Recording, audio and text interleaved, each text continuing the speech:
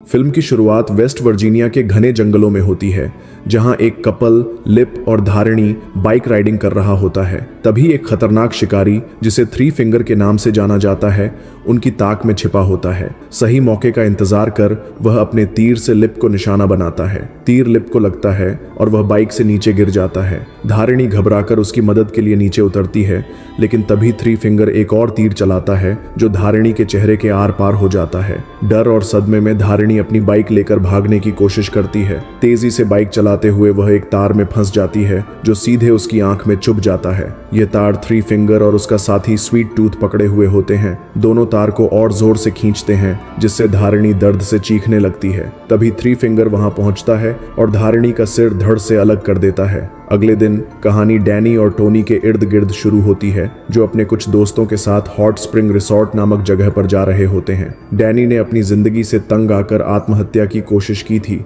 लेकिन उसे एक पत्र मिला था जिसमें हॉट स्प्रिंग रिसोर्ट के मालिक ने उसे वहां आने का न्योता दिया था। इस पत्र ने उसे जीने की नई वजह दी थी और इसलिए उसके दोस्त उसके साथ इस यात्रा पर आए थे। रिसोर्ट पहुंचने पर उनकी मुलाकात जेसी जैक्सन से होती है, जो रिसोर्ट का केयर टेकर है। जैक्सन उनका स्वागत करता है, लेकिन थोड़ा नाराज दिखता है क्योंकि उसे लगता था कि मेहमान पहले ही आ चुके हैं। बाद में पता चलता है कि वह एक बूढ़ी औरत को कोड़े मार रहा था और उसी दौरान थ्री फिंगर वहां पहुंचता है। वह औरत की गर्दन पकड़कर तोड़ देता है, जिससे उसकी मौत हो जाती है। यह हादसा रिसोर्ट के अंदर ही होता है। डैनी और उसके दोस्त रिसोर्ट की अजीबोगरीब चीजों से हैरान हैं, क्योंकि ये सब डैनी के लिए नया अनुभव है। रात होते ही जैक्सन जंगल की ओर जाता है, जहां उसे थ्री फिंगर मिलता है। वह जैक्सन पर गुस्सा करता है कि उसने औरत को मारने की गलती की। साथ ही यह भी पता चलता है कि थ्री फिंगर और उसके साथी इस रिसोर्ट को अपने कब्जे में रखते हैं। अगली सुबह डैनी की गर्लफ्रेंड रिसोर्ट में घूम रही होती है। उसकी नजर एक जगह पर पड़ती है जहां जैक्सन खून साफ कर रहा होता है।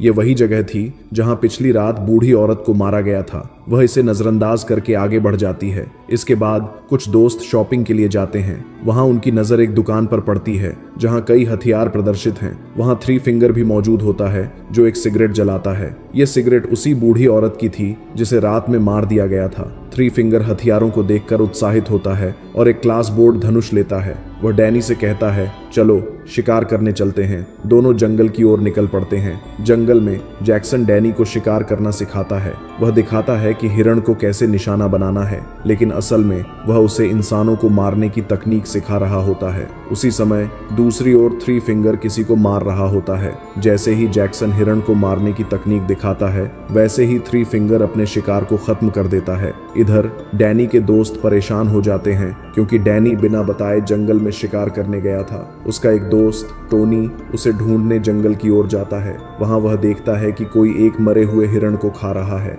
डर के मारे वह तेजी से भागने लगता है, लेकिन तभी उसका पैर तारों में फंस जाता है और वह गिर पड़ता है। उसका दोस्त मदद के लिए किसी को बुलाने जाता है। तभी जैक्सन वहां पहुंचता है और उन्हें वापस रिसोर्ट ले आता है। रिसोर्ट में धारिणी डैनी के जख्म साफ करती है और दवा लगाती है। तभी डैनी की गर्लफ्रेंड वहां आ जाती है, जिसके कारण धारिणी बाहर चली जाती है। अगली सुबह डैनी वॉशरूम में अपनी सारी दवाइयां फ्लश कर देता है। दरअसल डैनी हाइपरटेंशन का मरीज था और उसे खुद को शांत करने के लिए दवाइयों का सहारा लेना पड़ता था। लेकिन पिछली रात उसने किसी को मार डाला था, जिससे उसे एक अजीब सी मानसिक संतुष्टि मिली थी। अब उसे दवाइयों की जरूरत नहीं थी। लंच के दौरान डैनी अपने दोस्तों से कहता है, मुझे यह होटल और यहाँ का माहौल बहुत पसंद आया। मैं इसे खरीद लूंगा और इसकी देखभाल करूंगा। लेकिन उसके दोस्त यहाँ रुकना नहीं चाहते थे। उनमें से दो दोस्त बहुत लालची थे और उनकी नजर रिसोर्ट की संपत्ति पर थी। डैनी और उसके दोस्त, जो लालची प्रवृत्ति के थे, रिसोर्ट में एंटीक और महंगी चीजें चुराने लगते हैं।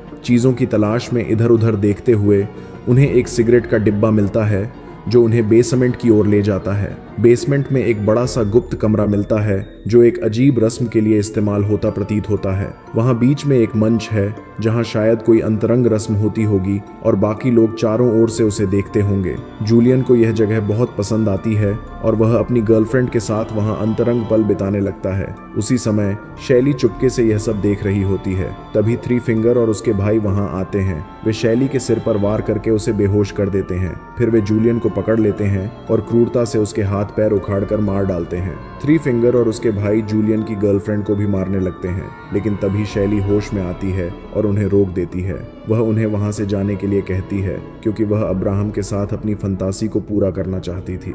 वह अब्राहम को बेडरूम में ले जाती है और उसके साथ अंतरंग होने लगती है, लेकिन तभी जैक्सन वहां आता है और उसे रोक देता है। वह शैली को डैनी से दूर रहने की चेतावनी देता है और वहां से चला जाता है। इसके बाद शैली गुस्से में जूलियन की गर्लफ्रेंड को बेरहमी से मार देती है। इधर टोनी और डैनी का झगड़ा हो जाता है क्योंकि डैनी पूरी तरह बदल चुका था। वह रिसोर्ट से चला जाता है और जैक्सन और अब्राहम से मिलता है। वे उसे अपनी फैमिली से मिलवाने की बात करते हैं। डैनी मान जाता है। वे उसे चुपके से एक ड्रिंक देते हैं जिसमें नशीला पदार्थ मिला होता है। विक, जो उनकी सारी बातें छिपकर सुन रहा था, उनका पीछा करता है। वे डैनी को एक छोटे से गांव में ले जाते हैं जहां थ्री फिंगर और उसकी पूरी फैमिली रहती थी। वहां एक औरत डैनी को नशीली ड्रिंक देती है जिससे वह पूरी तरह उनके वश में आ जाता है। वे डैनी को बताते हैं कि इस गांव में 3 परिवार रहते थे जो रिटर्न्स, बगल और दही नाम से जाने जाते थे। वे कहते हैं कि पहले भी कई लोग उनकी फैमिली के साथ आए थे जिनके साथ उन्होंने एक विशेष रस्म की थी,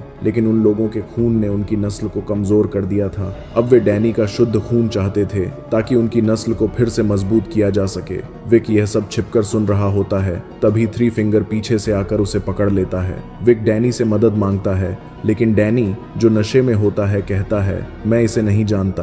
थ्री फिंगर विक को उल्टा लटकाकर उसका गला काट देता है। सभी परिवार के सदस्य अपने अपने कटोरे नीचे रखकर उसका खून इकट्ठा करते हैं ताकि कोई बूंद बर्बाद न हो। फिर वे उस खून से भरा कटोरा डैनी को पकड़ा देते हैं। डैनी अपने दोस्त का खून पी जाता है। इसके बाद एक रस्म शुरू होती है जिसमें डैनी और शैली बीच में खड़े होकर अंतरंग होते हैं और बाकी परिवार के लोग तालियां बजाकर उनका उत्साह बढ़ाते हैं।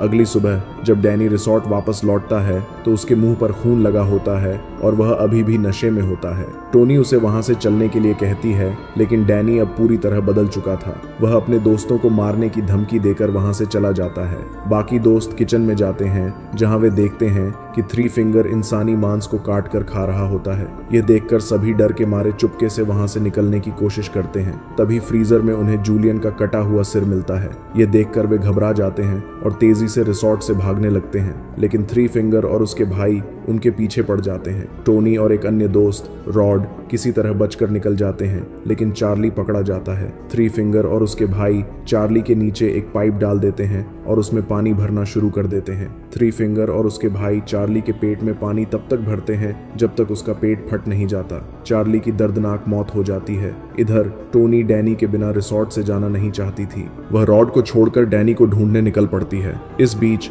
रॉड गलती से उनके जाल में फंस जाता है। थ्री फिंगर और उसके भाई उसे पकड़ लेते हैं और क्रूरता से मार डालते हैं। टोनी डैनी को ढूंढते हुए बेसमेंट में पहुंच जाती है जहां उसकी मुलाकात शैली से होती है। शैली टोनी पर हमला करती है और उसका मुंह खोलकर उसे पानी में डुबोने की कोशिश करती है, लेकिन टोनी बच निकलती है और उसी दौरान शैली को पानी में धकेल देती है। वह अपनी बंदूक से शैली को गोली मार देती है। तभी थ्री फिंगर वहां आता है और टोनी से बंदूक छीन लेता है। वह टोनी को धमकाता है और उसे वहां से भागने के लिए कहता है।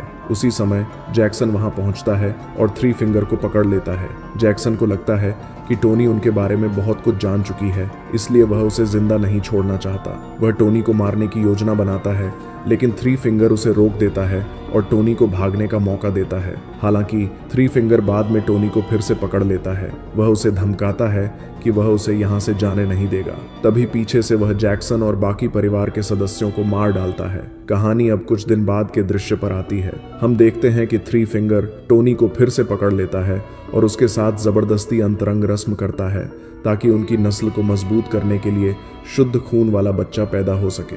इसी दृश्य के साथ मूवी खत्म हो जाती है। गाइज, अगर आपको यह एक्सप्लेनेशन अच्छा लगा तो वीडियो को लाइक करें और ऐसे ही मूवी एक्सप्लेनेशन के लिए इस चैनल को सब्सक्राइब कर लें। मिलते हैं अगले सेशन में, तब तक के लिए बाय बाय।